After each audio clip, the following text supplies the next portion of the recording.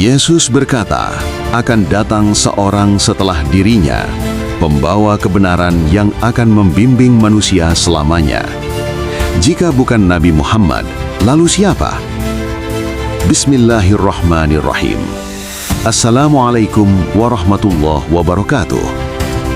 Pertanyaan ini jarang dibahas secara jujur. Apakah Yesus sendiri meramalkan kedatangan Nabi terakhir? Islam menjawab, ya. Dan jawabannya bukan berdasarkan perasaan, melainkan teks Injil, bahasa Yunani, dan logika sejarah. Nubuat Yesus tentang yang akan datang setelahku.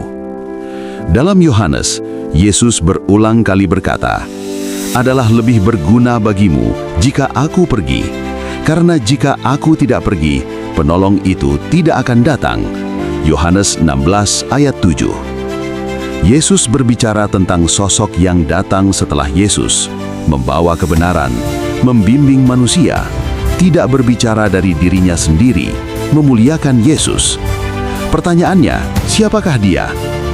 Gereja mengatakan ini adalah Roh Kudus. Namun mari kita uji secara teks. Yesus berkata, ia akan berbicara, ia akan mendengar, ia akan memberitakan, ia akan memimpin. Ini adalah ciri komunikasi manusia, bukan sekedar spirit. Lebih jauh, Roh Kudus sudah ada sebelum Yesus, bahkan hadir saat Yesus dibaptis. Maka, tidak logis jika Roh Kudus disebut akan datang setelah aku pergi. Bahasa Yunani, Parakletos versus Periklutos. Bible Yohanes ditulis dalam bahasa Yunani. Kata yang digunakan Parakletos, yang berarti penolong, pembela, pemberi peringatan. Namun, ada fakta menarik dalam studi manuskrip. Beberapa sarjana Muslim dan non-Muslim menunjukkan kemiripan dengan kata Periklutos, artinya yang sangat terpuji. Dalam bahasa Arab, Ahmad adalah yang paling terpuji.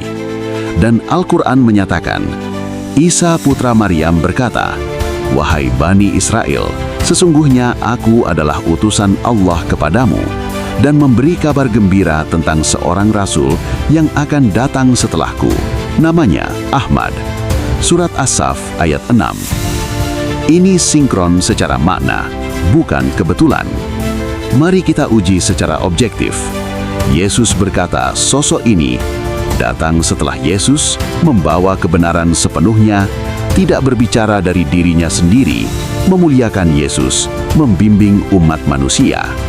Sekarang bandingkan, Nabi Muhammad SAW datang 600 tahun setelah Yesus, membawa wahyu lengkap, tidak berbicara dari hawa nafsunya. Surat An-Najm ayat 3-4, memuliakan Yesus sebagai Nabi dan Al-Masih. Risalahnya diikuti hingga hari ini. Masya Allah, kriteria terpenuhi satu persatu. Lalu, mengapa gereja menolak tafsir ini? Karena jika nubuat ini tentang Nabi Muhammad, Trinitas runtuh, Yesus bukan Tuhan, Islam menjadi kelanjutan wahyu. Maka tafsir diarahkan bukan pada teks, tetapi pada doktrin yang sudah mapan. Ini bukan soal sejarah, tetapi soal konsekuensi teologis.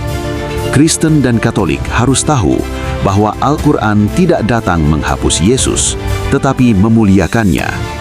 Islam tidak menurunkan Yesus, justru membersihkan tuduhan palsu, menolak penyaliban, mengembalikan Yesus sebagai Nabi besar, menyambung risalah Tauhid.